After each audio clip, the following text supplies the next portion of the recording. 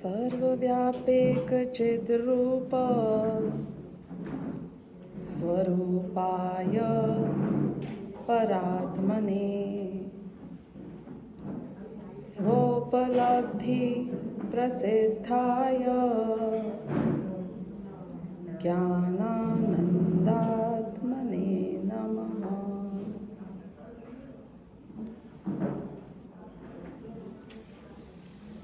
प्रवचन सार परमागम की हमारी चर्चा आज सुबह से हमने शुरू करी है। हम गाथाओं का ओवरव्यू ले रहे हैं। ये सारी दुनिया, इसका यदि मैं सेंटर की बात करूं तो वो एग्जैक्टली कहाँ पड़ेगा आपके हिसाब से? दिल्ली में पड़ेगा? इंडिया का दिल्ली में पड़ेगा? वर्ल्ड का थोड़ा देखना पड़ेगा जाके मैप में, शायद इक्वेटर के आसपास कहीं तो होता होगा। वही है ना? मुझे ये कमरा कहां से नजर आ रहा है? सेंटर का है इस कमरे का मेरे लिए? मेरे लिए इस कमरे का सेंटर हमेशा वहां से होगा जहां पे मैं खुद होऊंगा। सारी दुनिया का सेंटर अपने लिए किधर है? अपनी दिल्ली किधर है? कि जहां पर मैं हूं। एक्चुअली देखा जाए तो पूरी दुनिया में दो ही वस्तुएं हैं। उन दो वस्तुओं को कुंद कुंदाचार्य ने किस रूप में प्रवचनसार ग्रंथ में स्थापित किया? दो तत्व हैं, एक ज्ञान तत्व और एक ज्ञेय तत्व। बस, फुल स्टॉप। आप समझे मतलब? उसके बाद बीच में आगे पीछे कुछ नहीं है। हम बोलते हैं कि नहीं, तत्व तो वो 9 तत्व थे, 7 तत्व थे, फिर ये 2 तत्व और अलग ही टाइप के नाम, ये क्या कंफ्यूजन क्रिएट कर रखा है? वो भी एक ही आचार्य। जो प्रवचन में सुन के आए थे, मैं तो वो बता रही हूं आपको, सिमंदर स्वामी के पास, कि एक ज्ञान तत्व और एक ज्ञेय तत्व। अब ये सबसे पहले आई एम इंपॉर्टेंट, राइट? तो मैं ज्ञान तत्व की बात करूंगा। तो हमने सबसे पहले ज्ञान तत्व की बात करी। हम जितने भी ज्ञान वाले जीव है ना, मेरे पास भी ज्ञान है ना, आपके पास भी उतना ही ज्ञान है, बराबर? स्वभाव की अपेक्षा देखा जाए, जितना भगवान महावीर के पास था, आदिनाथ भगवान के पास था, और जितना निगोदिया जीव के पास है, हम सब में किसी में फर्क नहीं है। फर्क नहीं है, बोलना अच्छा लगता है, लेकिन फर्क है ना। हाँ, अमीर गरीब का फर्क है। एक भूखा मरता है और एक गाड़ी में घूमता है। तो उन्होंने बोला हाँ फर्क है, लेकिन ऐसा फर्क नहीं है कि गैप को ब्रिज नहीं किया जा सके, बराबर? तो पहली 5 गाथाओं में जो हमने चर्चा करी वो ये बोला कि हाँ, मैं भी भगवान आत्मा, मैं भी किसी को भगवान मान के उनकी पूजा करता हूं। गैप है, लेकिन ऐसा नहीं है कि उसको ब्रिज नहीं किया जा सके, क्योंकि जो साम्य भाव में उनने पूर्णता प्राप्त कर ली है, वो साम्य भाव तो मेरा भी धर्म है। और यदि वो मैंने कर लिया तो सिद्धों की श्रेणी में आने वाला मेरा नाम है। अब जब उन्होंने ये बात करी और ये हमें बताया कि तुमको जिस सुख की अभी तक आदत लगी हुई है ना, क्या होता है कि bird in hand is better than bird in the Bush ना, पक्की बात है ये तो। अपने हाथ में जो मिल गया, अभी लड्डू खा के जो मजा आता है वो हमको पता है, भगवान बन के जो मजा आता है आई एम नॉट श्योर। क्यों? जाके मजा नहीं आया तो फंस जाऊंगा ना मैं। तो ये बात लॉजिकली समझनी पड़ेगी अपने को कि वहां मजा है तो क्यों है, किस टाइप का है। तो उन्होंने बोला चल किसी भी मजे की बात कर, तेरा मजा, मेरा मजा, वॉट एवर सुख वी आर टॉकिंग अबाउट। अपन एक बात करते हैं, सब कुछ तुझे जिससे मिलेगा और रास्ता यही है? रोड यही है, कौन सा? शुद्धोपयोग का। अब उन्हें नीड क्रिएट कर दी शुद्धोपयोग उपयोग पे लाकर ये बता दिया सबकी प्राप्ति इससे होने वाली है, ये बता दिया कि तुम्हारा धर्म है साम्य भाव, और वो साम्य भाव के लिए तुम्हारे जो रियल शत्रु हैं वो बाहर नहीं, तुम्हारे ही परिणाम में उत्पन्न हुआ जो मोह और क्षोभ है, यानी कि तुम्हारा भ्रम। और ये जो एक लगाव लगता है ना अंदर से, कुछ है, कुछ एक होता है अंदर से, पता नहीं क्या होता है।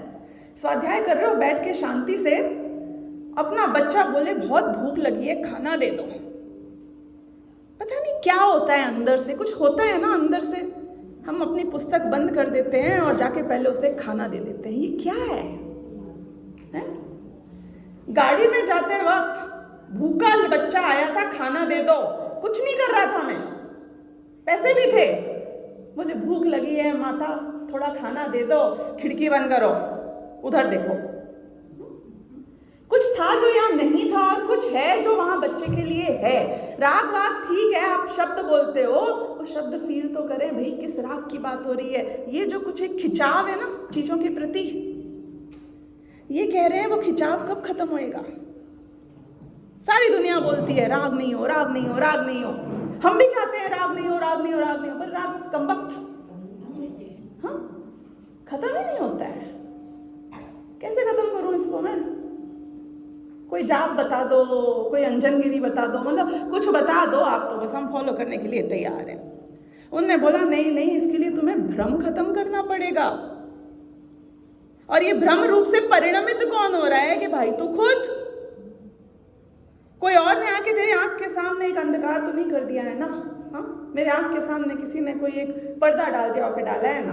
कैसे ना ना ना बोलते रहते हो यार, हर बार ऐसे ही बोलते हो। दिल्ली से ज्ञानावर्णी दक्षिणावर्णी करम, पर्दा तो डाला है उन्होंने मेरे ऊपर, डाला है कि नहीं डाला है, डिसाइड कर लो आप पहले, फिर अपन आगे बढ़ते हैं। हाँ,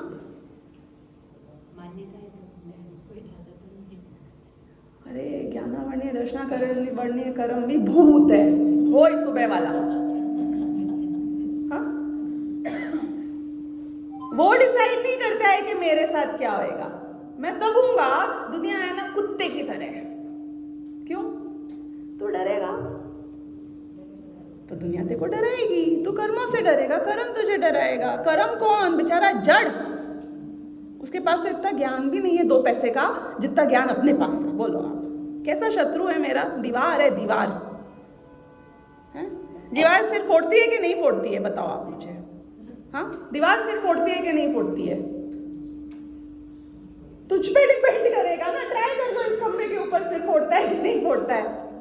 आप जाके अपना सर मारो उसके ऊपर तो खंबा आपका सर फोड़ देगा। खंबे को दोष देता हूं मैं, हाँ, खंबे को दोष देता हूं। Who is ज्ञानावर्णीय करम?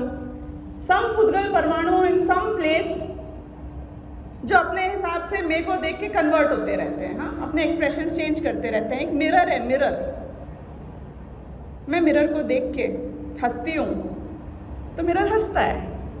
हाँ, मिरर में मेरी इमेज हंसती है ना, एग्जैक्टली जैसे मैं हंसती हूँ वैसे हंसती है। और मैं मिरर को देख के रोऊं तो मेरी इमेज भी रोती है। इमेज रोती है इसलिए मैं रोती हूँ कि मैं रोती हूँ इसलिए इमेज रोती है। यहाँ पे ज्ञान तत्व और ज्ञेय तत्व की चर्चा करके मेरे त्रिकाली अस्तित्व की बात करी है। अब देखना मैं कितना बड़ा हूँ। When I say मैं एक ज्ञान तत्व हूँ। When I talk to you, आप भी एक ज्ञान तत्व हैं। जब मैं कह रहा हूँ मैं इतना बड़ा हूँ तो अपने अपने पे घटाते जाना कि आप कितने बड़े हो। आप स्पेस में एग्जिस्ट करते हो, है? मतलब होगा ना कुछ किलो, एक सर्टेन शेप, एक सर्टेन डायमेंशन, कोई थोड़ा चौड़ा थोड़ा कम। हम स्पेस में एग्जिस्ट करते हैं ना। हम टोटली स्पेस में एग्जिस्ट कर लेते हैं, लाइक टोटली। मेरा पूरा द्रव्य इधर आ गया कि कोई तोते में मेरी जान पड़ी हुई है वहां कमरे के अंदर, आ गया ना टोटली। लेकिन मैं सिर्फ स्पेस में नहीं एग्जिस्ट करता हूँ। 10 साल पहले पूर्णिमा बेन आप थे कि नहीं थे? कैसे हो सकते? आप तो अभी आ गए ना सारे के सारे। हाँ, कि मेरे 2 डायमेंशंस हैं। एक मेरा डायमेंशन स्पेस में है और एक मेरा डायमेंशन टाइम में है। मेरा डायमेंशन टाइम में कैसा है, कहां से लेके कहां तक है? कि मैं स्वयंभू हूं। व्हाट इज स्वयंभू? दुनिया में कुछ लोग ऐसा मानते हैं कि दुनिया को किसी भगवान ने बनाया है, ब्रह्मा ने बनाया है, और वो ब्रह्मा को किसने बनाया है? तो वो बोलते हैं वो स्वयंभू है। मैं ये बोलती हूं, और ये प्रवचन सार ग्रंथ में आचार्य कुंकुन ने लिखा है कि प्रति वस्तु स्वयंभू है। स्वयंभू एटले શું? Nobody needs nobody for their existence. अब मेरा डायमेंशन जो अनादिकाल से अनंत काल तक का है, जिसकी कोई बिगनिंग नहीं है, जिसका कोई एंड नहीं है, ये एग्जैक्टली एक एक समय में, क्या हुआ, आवाज कम ज्यादा हो रही है? ओके। मेरा अस्तित्व जो अनादिकाल से अनंत काल तक एक एक समय के परिणमन रूप है। सुनना, परिणाम की बात चल रही है यहाँ पे। क्यों? क्योंकि एक समझना, आप पहाड़ों की नदी हो, रूपक की तरह, मेटाफर की तरह पूछ रही हूं, और डर गए आप तो पूरी तरीके से अब दोनों ही नहीं हूं, सारे ऑप्शन हटा दिए जाए। मैं एक जगह ठोस हमेशा एक जैसा रहता हूं। नदी का अस्तित्व बहने में है। गंगा नदी अनादिकाल से लेकर अनंत काल तक रहेगी, एक समय भी टिकेगी नहीं, बहती रहेगी, बहती रहेगी, बहती रहेगी। ये बहुत डायनेमिक नहीं है अपना स्वभाव, like very different from anything that we know usually. कैसा है? अनादिकाल से अनंत काल तक एक समय तो रुकता नहीं है, प्रति समय परिणमन होता रहता है। और ऐसा कभी होगा नहीं कि मैं इतना परिणमित हो जाऊं कि मैं जीव से परिणमित होकर जड़ हो जाऊं। यानी कि हर वस्तु अपने द्रव्य, गुण और पर्याय की सीमा में ही रहकर और फिर वो परिवर्तित होती रहती है, अपने स्वभाव में रहकर परिवर्तित होती है। वो परिवर्तन का नाम ही पर्याय है, वो भेद का नाम भी पर्याय है। अब जो मेरे इस अस्तित्व की बात हुई, मैं फिक्स हूं ना, एकदम फिक्स हूं, मुझ में कुछ हिलता नहीं है। परिणमन तो हो रहा है,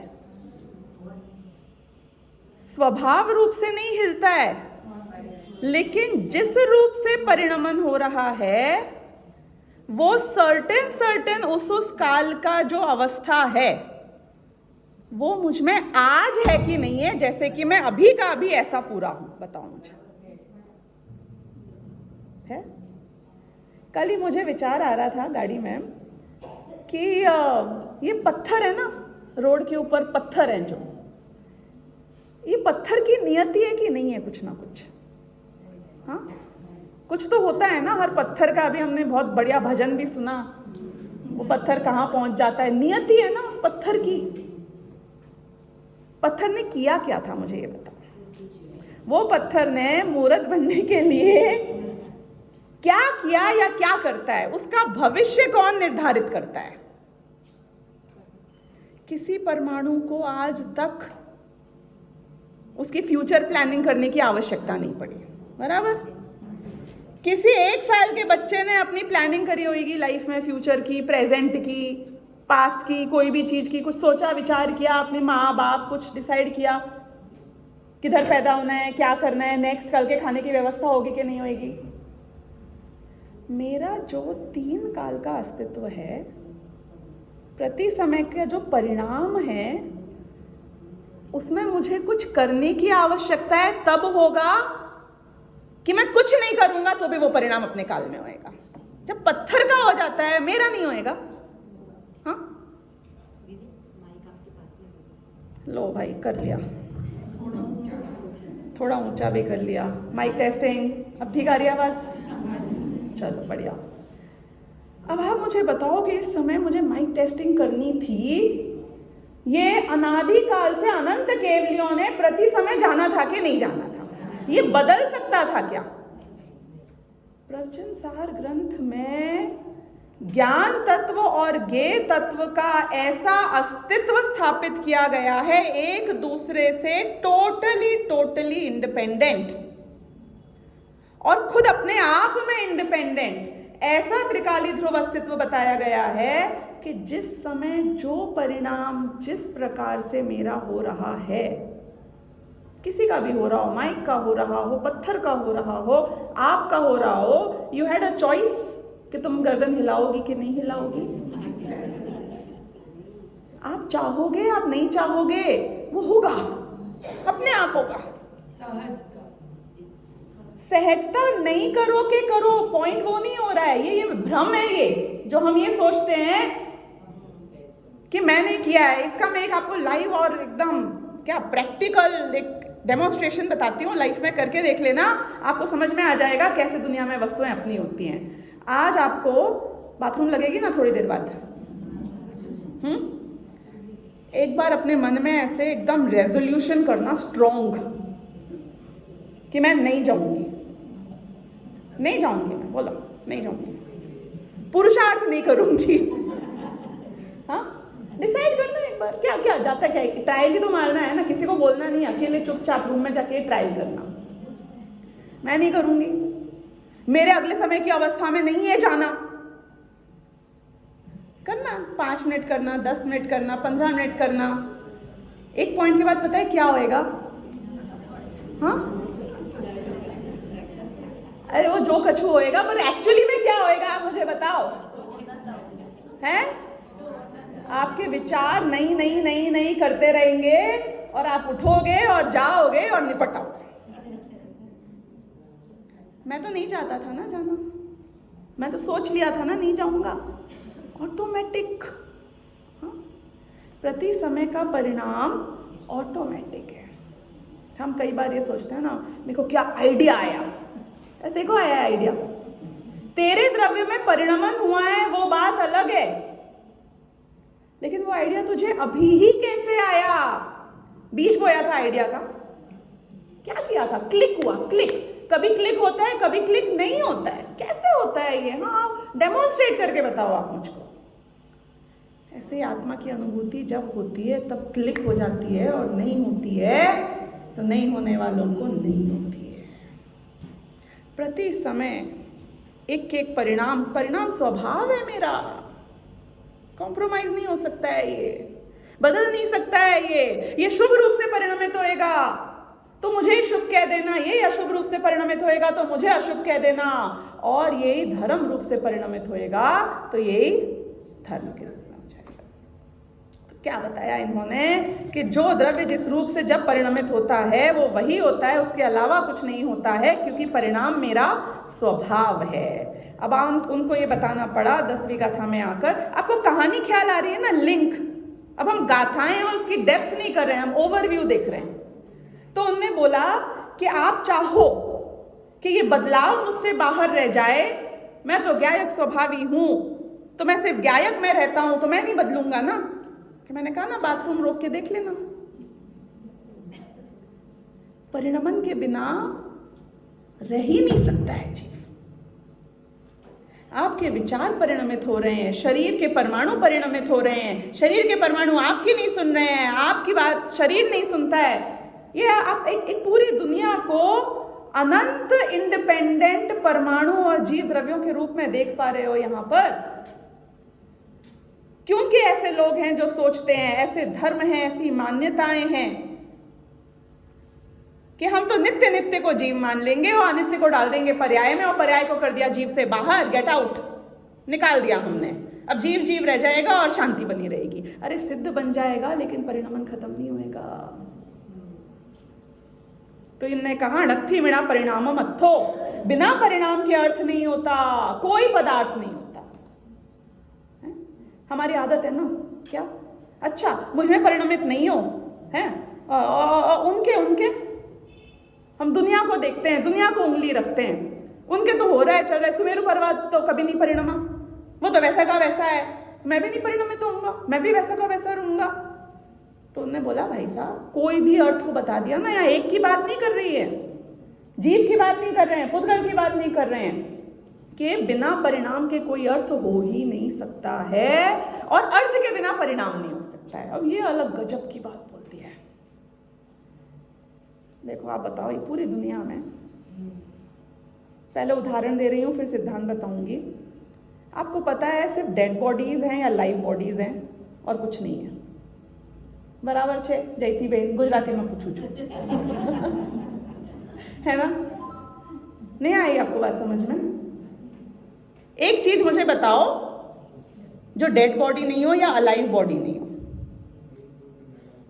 ये फर्नीचर होता है ना लकड़ी का, लकड़ी क्या है? डेड बॉडी है ना। हाँ? पृथ्वी का एक भी क्या होता है? जब जीव हो तो अलाइव है और जीव निकल गया तो डेड बॉडी है। तो आपने जनरलाइज कर लिया ना, समझ लिया ना इस बात को। ऐसे सारी दुनिया में जो आपको नजर आता है ना, वो सिर्फ और सिर्फ पर्याय है, द्रव्य हमको नजर ही नहीं आता है। ये फैक्ट है। और इसीलिए हम पर्याय दृष्टि हो गए हैं और इसीलिए हम पर्याय को देख देख के, अवस्था को देख देख के उसे ही द्रव्य मानने लग गए हैं। और क्योंकि उसे द्रव्य मानने लग गए हैं इसलिए हम भ्रमित हैं और मिथ्या दृष्टि कहलाते हैं। देखो एक मस्त डिटेक्टिव, ठीक है, देखे होंगे ना डिटेक्टिव के कुछ ना कुछ प्रोग्राम्स, तो वो क्या करता है, कहाँ पे खून हुआ था उस जगह पे पहुंचता है, उन चीजों को देखता है। वो कांस्टेबल और उसका असिस्टेंट और बाकी सारी दुनिया के लोग बोलते हैं ये क्या सर बोर कर रहे हैं, वहीं वहीं वहीं पहुंच जाते हैं बार बार। फिर क्या हुआ था, वो आदमी एंटर हुआ था, फिर क्या हुआ था, लाइट बंद हुई थी। एक ही एक चीज को घुमाते रहते हैं। काहे का अफसर है ये?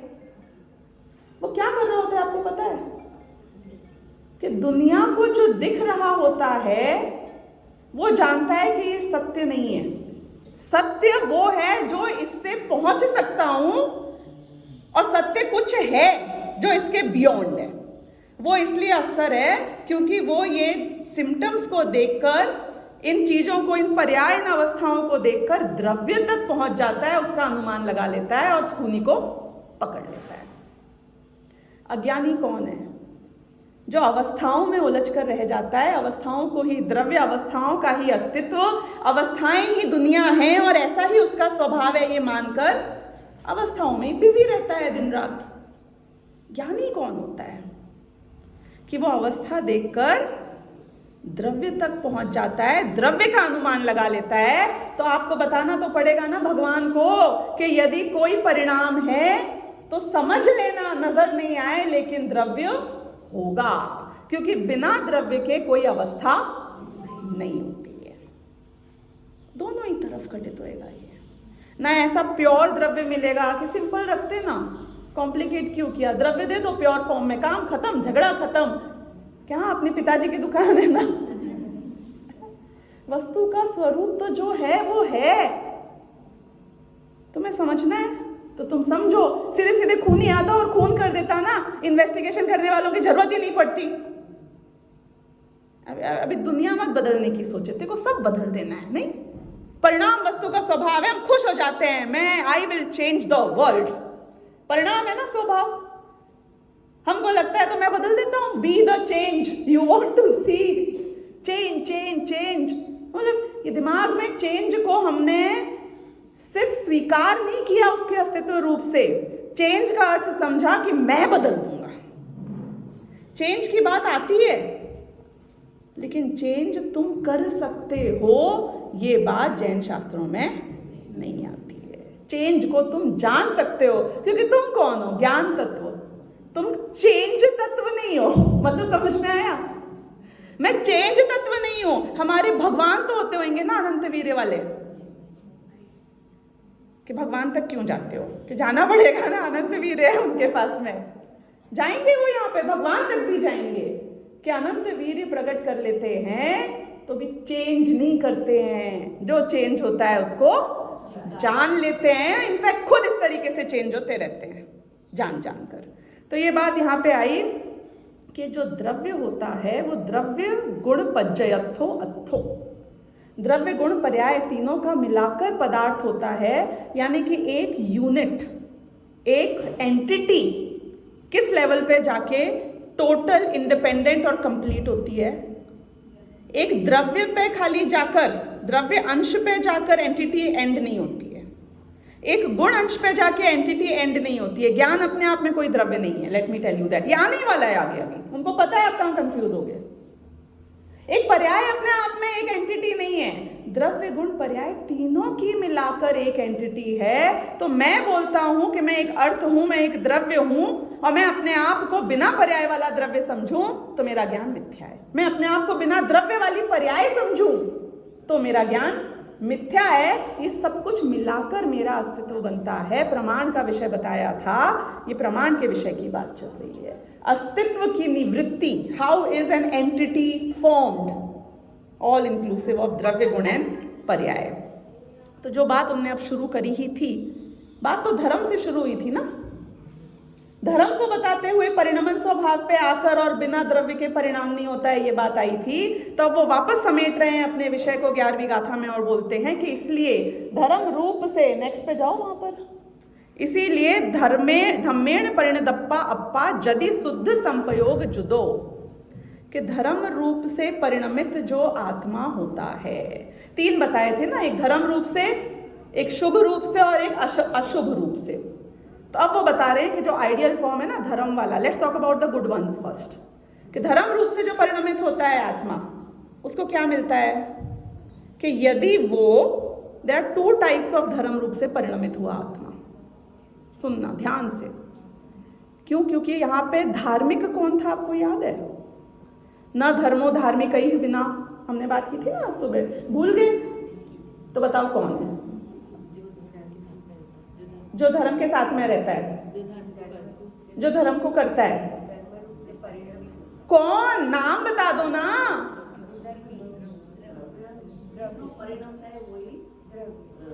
वो, हाँ ठीक है, बढ़िया है। आने वाला है आगे गाथा में कि हमारे जो छठे सातवें गुणस्थानवर्ती भावलिंगी मुनिराज हैं, वास्तव में धर्म उनके जीवन में हमें नजर आता है। तो मुनिराज की बात हो रही है यहाँ पर।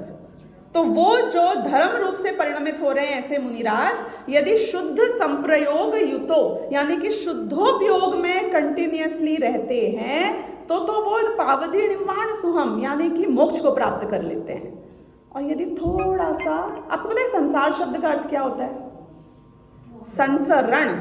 संसरण मतलब पता है क्या होता है? स्लिप होना है।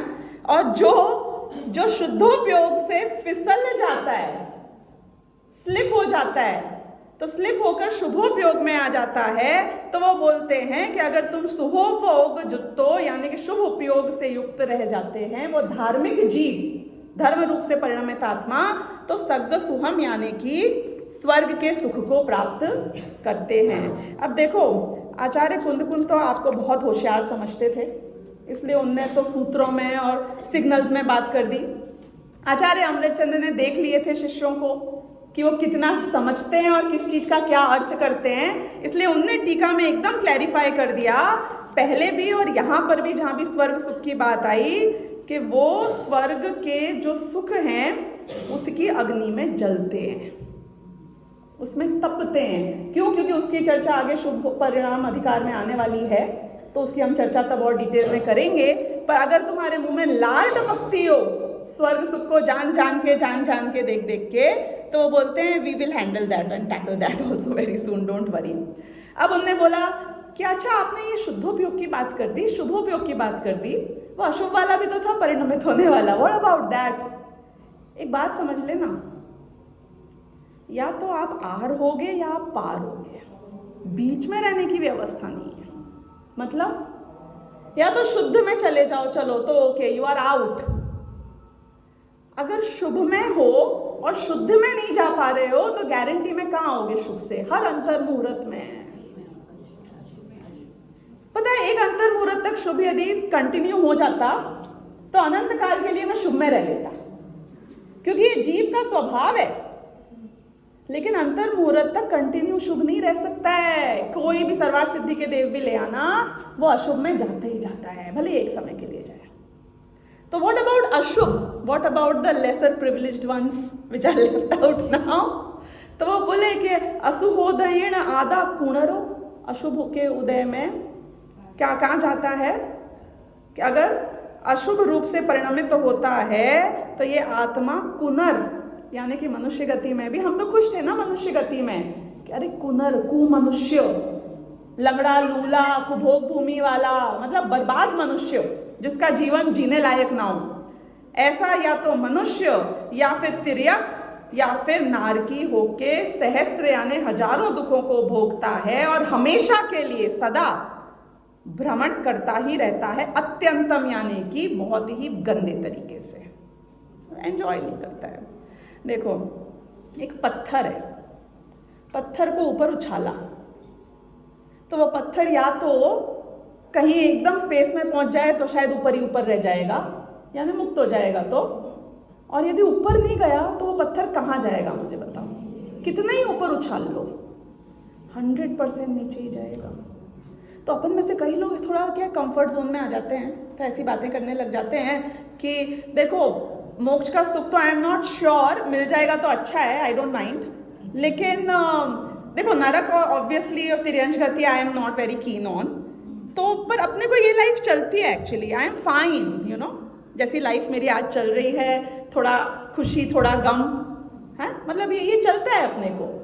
तो बोले चलता होता ना तो कोई प्रॉब्लम नहीं थी, सच्ची में बताएं तो चलता रहता ना इसी लेवल पे अपनी लाइफ, तो हम चला भी लेते, लेकिन तुम पत्थर हो जो अभी आकाश में हो, या तुम ऊपर जाओगे या फिर तुम डेफिनेटली नीचे जाओगे, बीच में रहने की व्यवस्था नहीं है। अभी गुरुदेव के सुबह के प्रवचन में आया था, उसने बहुत इलेबरेट नहीं किया है, लेकिन शायद आपने ये बात पे ध्यान दिया हो, उनने कहा था कि जो 2000 सागरोपम के लिए त्रस पर्याय मिलती है, अगर ये 2000 सागरोपम को टोटल यूटिलाइज कर लेता है त्रस पर्याय में, तो जाएगा ना निगोद में कि हाँ ठीक है निगोद में तो एक दो भाव लेके भी आ सकते हैं ना, नहीं मोक्षा प्रकाशक में भी आया है, अगर आप 2000 सागरोपम को टोटल यूटिलाइज करके निगोद जाते हो तो अब आप लंबे गए निगोद में, अब आप जल्दी नहीं निकलोगे। पता है ये बात की नहीं पता थी? हमको लगता है कि एक दो भाव करके आ जाएंगे, कितना फर्क पड़ता है, हमको अपने परिणामों पे भरोसा है, हम शुभ में आ जाएंगे। अरे भाई साहब बताया ना, चेंज को तुम जान सकते हो, चेंज को तुम कर नहीं सकते हो। तो इसका मतलब है कि कम में निकल जाएं फिर तो, है ना, नहीं तो वहां पर डबल टाइम के लिए चल जाएंगे। तू कर सारे नेगोशिएशन मनुष्य और त्रस और निगोद के बीच ही, क्योंकि तुझे पता है कि मैं ऊपर तो जाने ही वाला नहीं हूं। नहीं है, ऑप्शन ही नहीं है यहाँ पे, बेसिकली ये बताया जा रहा है। तो इसलिए उन्होंने यहाँ पे अशुभ का भी बता दिया। अब देखा जाए तो देखो, he has also used the carrot and stick theory, नहीं? अब देखो ये बड़े बड़े मैनेजमेंट गुरु को लगता है कि हम ही ये तरीका जानते हैं। उनने बताया स्वर्ग सुख मोक्ष सुख सब कुछ मिलेगा, कैरेट थियोरी और फिर स्टिक थियोरी लास्ट में बता दी अपनी बात पूरी करते करते कि अशुभ योग के चक्कर में पड़े रहे ना, थोड़ा बहुत भी यहाँ पे सोलेस लगा तुमको, शांति मिलती है तो वहां जाना पड़ेगा। दो ही रास्ते हैं, या ऊपर या नीचे, बीच का रास्ता है ही नहीं आपके पास। अब इसके बाद शुद्धोपयोगाधिकार की शुरुआत करी। 4:30 है ना टाइम? हाँ ठीक है। तो उन्होंने क्या कहा कि अब बात तो क्या है, अपने सुख की आ चुकी है, लाइक मजानुबात आ भी गई है, नहीं? क्योंकि क्या बोल रहे हैं, शुद्धोपयोग में अल्टीमेट मिलने वाला है, शुभोपयोग में ये देवगति वगैरह मिलने वाली है, और अशुभ में तो मैं वहां जाने वाला हूं। तो आपने बोला कि मैं साइन अप तो कर लूंगा शायद मोक्ष के लिए, लेकिन I still want to be sure what am I going to get. बहुत बड़ा कॉन्ट्रैक्ट साइन करवा रहे हो आप मुझसे, तो अगर मैंने ये साइन किया तो पहले तो बताओ कि मोक्ष मतलब शुभ। मोक्ष शब्द का अर्थ क्या होता है? मुक्ति। मुक्ति का मतलब क्या होता है? मुक्ति का मतलब अपने आप में कुछ नहीं होता है। जैसे ही मैं आपसे पूछूं, मैं आपसे बोलूं मुझे छुटकारा दिलाओ, तो आप क्या पूछोगे मुझसे? तो आपने तो पूछा ही नहीं मोक्ष किससे, मुक्ति चाहिए तो किससे? चलो दो आंसर बताओ, किससे? दुख से। हाँ? और मैं दुख को भी एक बहुत सिंपल वर्ड आपको ट्रांसलेट करके दूं, स्ट्रेस से। गुड टाइम्स बैड टाइम्स, आकुलता, स्ट्रेस। हाँ, क्योंकि हम में से 90% लोग थोड़े से प्रिविलेज होते हैं, अपने आप को दुखी मानने ही नहीं चाहते हैं। No stress, you have got no stress. नहीं, स्ट्रेस तो है, दुख नहीं है, स्ट्रेस है।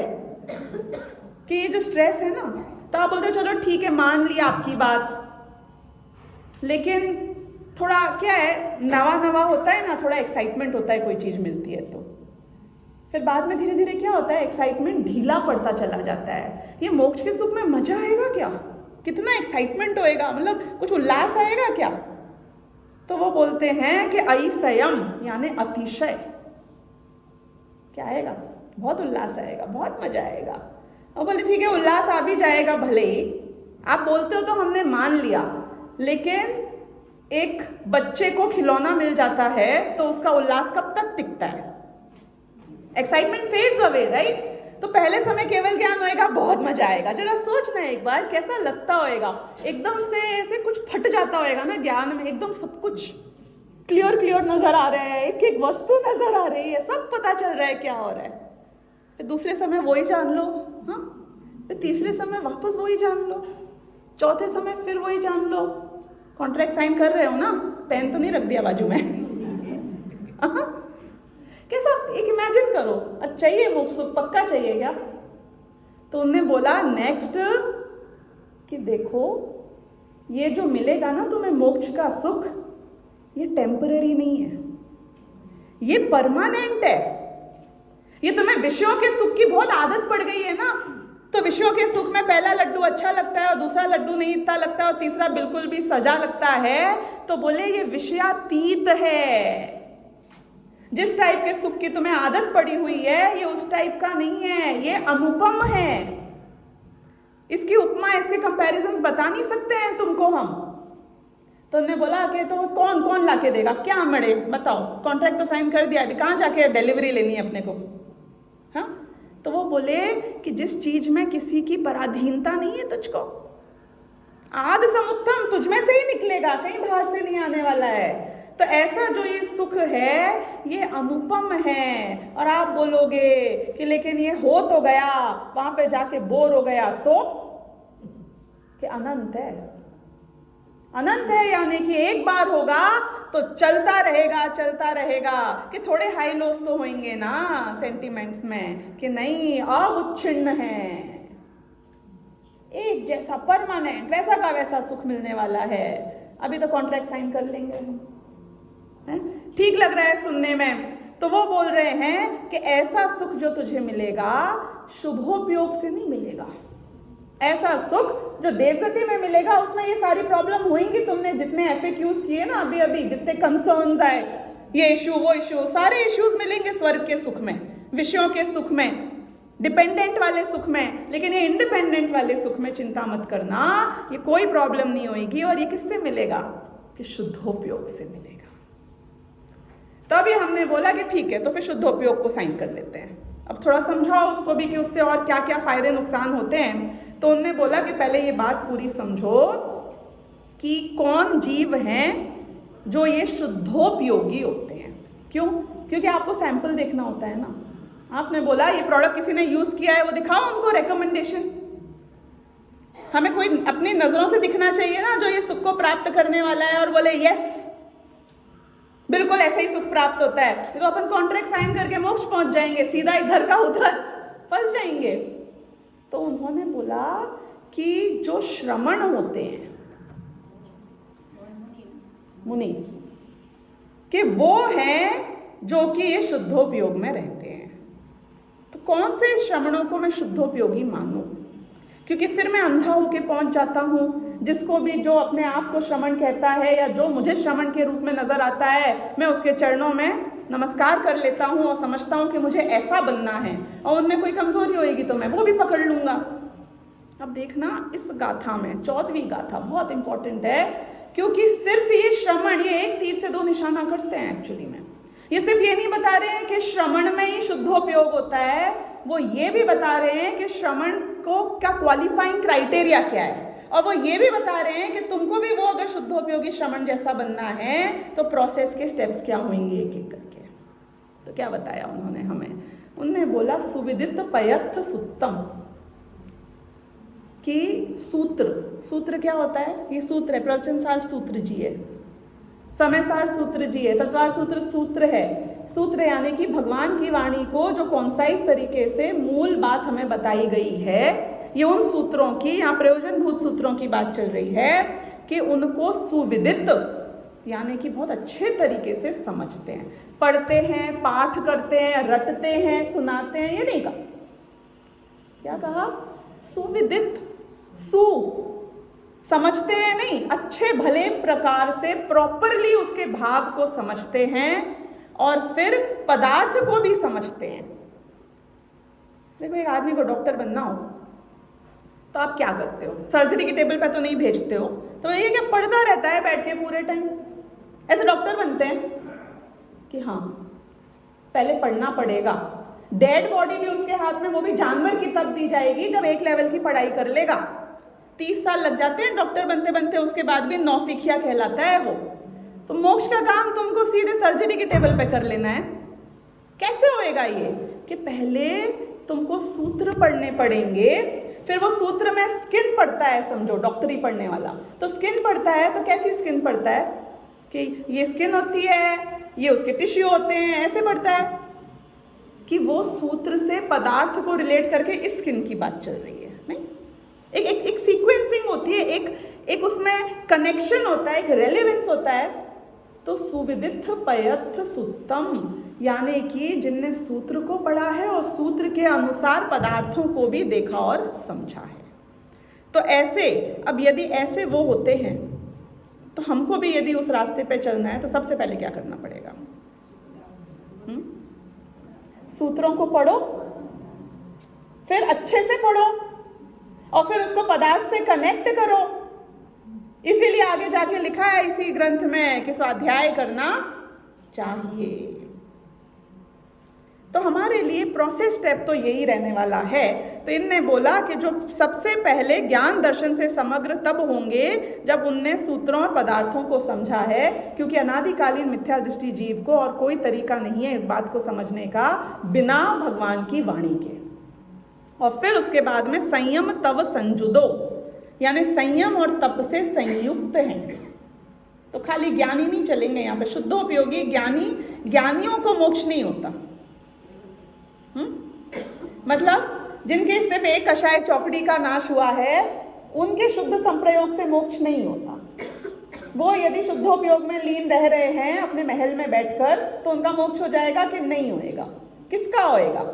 कि जिसके 3 कषाय चौकड़ी जा चुकी है, जो संयम और तप से संयुक्त हैं, विगत राग हैं।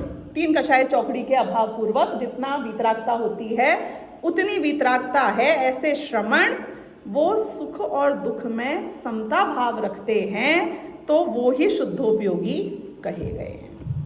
तो ये बात यहाँ पे 14वीं गाथा में बताई और फिर उसके बाद में उन्होंने ये बताया इसके बाद सीधे 15वीं गाथा में कि ऐसे उपयोग से विशुद्ध जो जीव होते हैं, जो शुद्ध संप्रयोग में होते हैं, उनके ही जब 4 घाती कर्मों का नाश हो जाता है तो वो स्वयं ही खुद केवल ज्ञानी हो जाते हैं, यानी कि अनंत ज्ञेयों के ज्ञाता बन जाते हैं। तो ये शुद्धोपयोग है which will take us places. जिस सुख के बारे में बताया वो इस शुद्धोपयोग से मिलेगा, अनंत ज्ञान के बारे में बताते हैं वो इस शुद्धोपयोग से मिलेगा। इसीलिए इसके बाद वाले अधिकारों में इन्होंने ज्ञान और सुख अधिकार की चर्चा करी है। तो ये उनने बताया कि फ्रॉम, अब आप ये देखो समेटा गया है पूरा विषय। शुरुआत करी थी उन्हीं केवल ज्ञानी से जिनके 4 घातीय कर्मों का नाश हो जाता है, वहां से आकर साम्य भाव पर आकर अपने स्वरूप को समझ के शुद्धोपयोग पर आकर और फिर वही शुद्धोपयोग से वैसे वो भगवान कैसे बना जाता है, ये सर्कल कंप्लीट किया गया है। Right, he is talking to us, he is telling something in a very structured sequence way. आगे भी ऐसे ही हमारी श्रृंखला चलती रहेगी।